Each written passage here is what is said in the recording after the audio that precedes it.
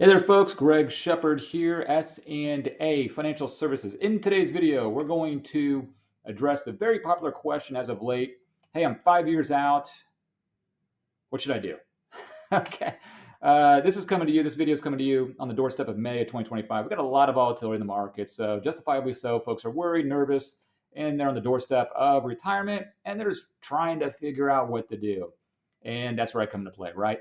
Okay, so I'll piggyback off that here in just a bit. I'm going to mute my phone. I can already see that people are ringing. So, again, name is Greg Shepard. I specialize in helping folks all over the country just make sense of those oftentimes confusing TIAA accounts. Okay, so here we go. Okay, so this kind of goes for everybody. Now, this is not investment advice. I say it goes for everybody because a lot of you folks out there in higher ed, obviously with TS, that's my audience, but this goes for a lot of people out there. All right, so this is not investment advice. Do not construe it as such. I don't know you all out there. Okay, you're good. You're great folks out there, but I don't know your situation. So I'm going to share with you what I've done in the course of the last 24 years successfully. Okay, it's worked. It's tried and true.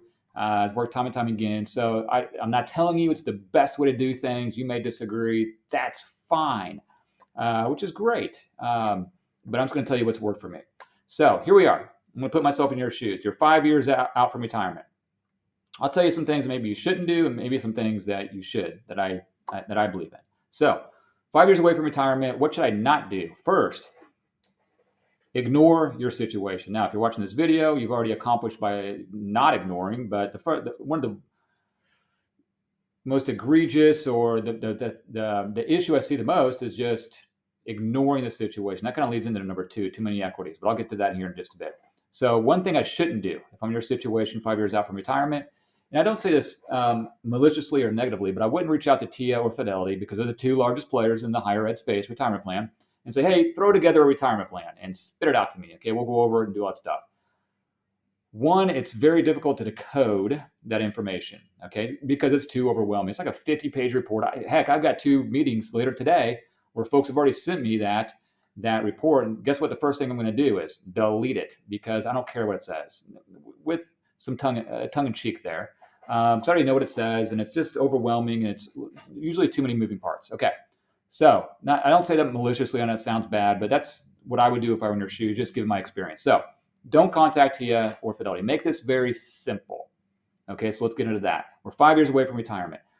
Start off with your expenses. How much money am I going to spend? How much money do I spend now? Obviously, when I retire, it's going to be a version of that. This is not exact science. Neither is retirement planning. There's too many moving, unknown variables associated with retirement planning for you to really put your thumb on and say, this is what's going to happen. I will exit out of my email, so I apologize about that. Now, we got our expenses down, right?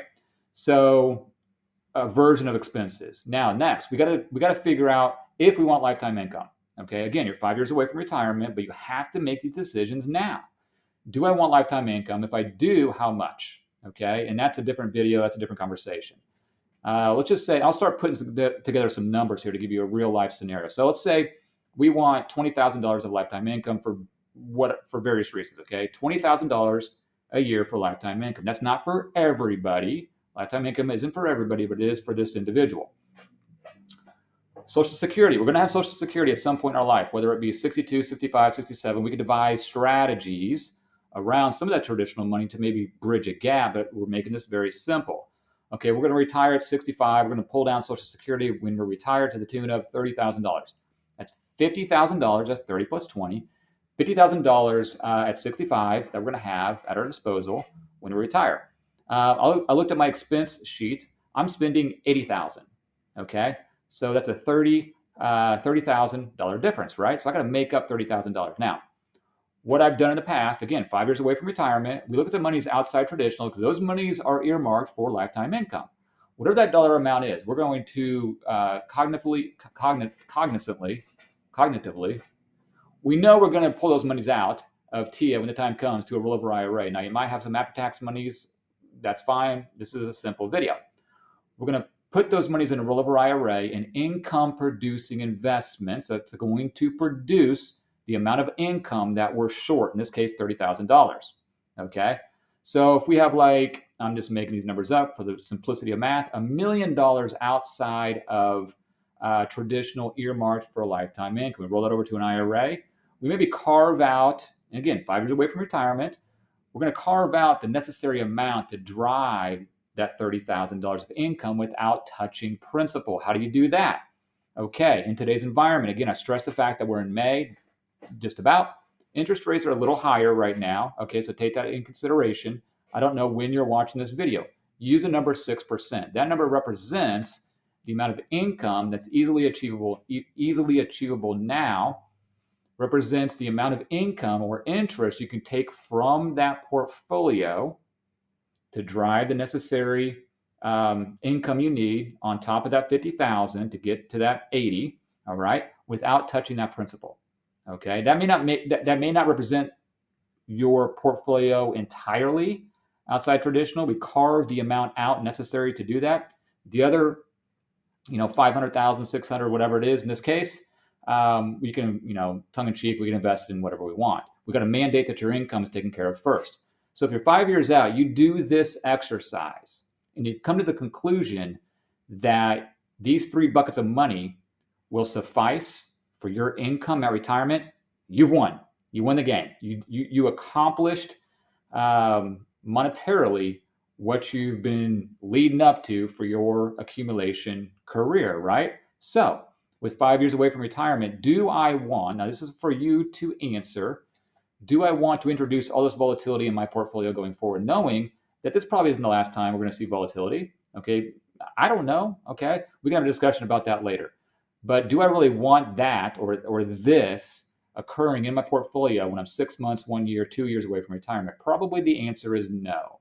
So what that lends itself towards is not remove, how do I word this? Lessen the equity exposure, which lessens the volatility of the portfolio. And we're good chilling out in the bond market. Now, your investment selection is a whole different story, okay? But we're okay chilling out in liquid traditional. We're good chilling out in maybe some illiquid traditional if it's earmarked for lifetime income. Maybe some money market at this time getting 4+%.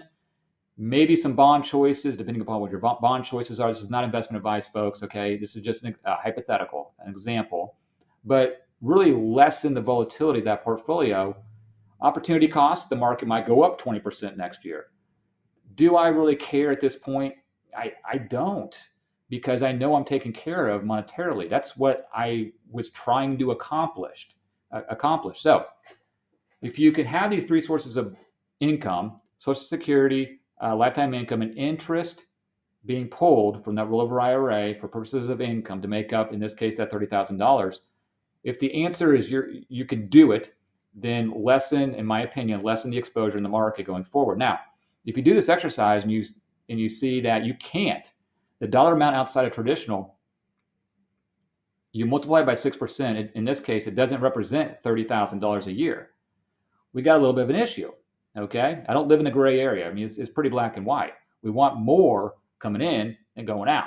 Okay, so if you do this little exercise and you're short, there's only a finite number of variables you can manipulate, right? So we probably need, again, my opinion, maybe a little more exposure to the stock market, which represents volatility. Okay, but gives us a greater chance over the course of time to make more money. So how the stock market works, or you just spend less. Okay. There's, again, only a finite number of ways you can accomplish this retirement goal monetarily. So a lot of folks that reach out to me are kind of on that, what's called option A, that we do this exercise and they're just baffled. That's not the right word. Just happily surprised that they can accomplish this. So let's pull the reins back, okay? My opinion. The timing of all this, that's a different conversation, maybe a more deeper conversation. But that's what I would do if I were in your shoes 5 years from retirement, is do a pseudo, very simplified retirement plan using that exercise I just verbally told you, and then react, if you will, going forward, okay, with your allocation, all right? Hopefully that made sense. My information's down below. Feel free to reach out to me if you want me to. It takes me probably 2 minutes, okay, to do this for you as well. That's all I got today. Greg Shepard here, S&A Financial Services. Hey, go out and have a good one. Y'all take care. Bye-bye.